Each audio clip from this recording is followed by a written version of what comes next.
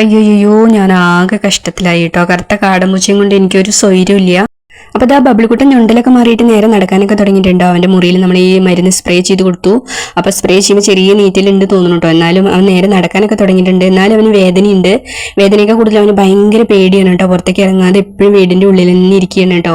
അപ്പം ഞാൻ എന്തെങ്കിലും കുളിക്കാനോ എന്തിനെങ്കിലുമൊക്കെ പോണ സമയത്ത് ഇവനെ കൂട്ടിലാക്കിയിട്ടാണ് കേട്ടോ പോണത്. കാരണം ഇവ എങ്ങനെ പുറത്ത് പോയിട്ട് ഇനി പൂച്ചയുടെ അടി കൊള്ളണ്ടെന്ന് പറഞ്ഞിട്ടോ. കാരണം ഇനി ഒരു അടി കൊള്ളാനോ ഒരു മാന്തലോ കടിയൊന്നും കൊള്ളാനുള്ള ഒരു ആരോഗ്യം അവനില്ല കേട്ടോ. പിന്നെ എങ്ങനെ വെച്ചാൽ ഈ പൂച്ച അടുത്തേക്ക് വരുമ്പോൾ ഇവ ഓടി മാറുമൊന്നുമില്ല കേട്ടോ. ഇങ്ങനെ ഈ നിൽക്കണ കാണാൻ നോക്കിയിട്ട് കേട്ടോ. അപ്പൊ എന്താ പറഞ്ഞു വരുന്നത് അറിയാം. ഇന്നലെ നമ്മുടെ കുറിഞ്ഞിയെ കാടമ്പൂച്ച ഉപദ്രവിച്ചു കേട്ടോ. എവിടേക്കും പോയിട്ടൊന്നും ഉണ്ടായിരുന്നില്ല. കുറിഞ്ഞി കാറിന്റെ അടിയിൽ കിടക്കായിരുന്നു കേട്ടോ. അപ്പൊ നമ്മുടെ പൂച്ചക്കുട്ടികൾ നമ്മുടെ വീട് വിട്ടിട്ട് എവിടേക്കും പോകുന്നില്ലാത്ത ഒന്ന് ആ റോട്ടിലേക്ക് ഇറങ്ങും കയറും അത്രേ ഉള്ളൂ കേട്ടോ. അല്ലാതെ അവർ എവിടേക്കൊന്നും പോവില്ല. കാടമ്പൂച്ച നമ്മുടെ വീട്ടിൽ വന്നിട്ടാണ് ഇവരെയൊക്കെ ഉപദ്രവിക്കുന്നത്.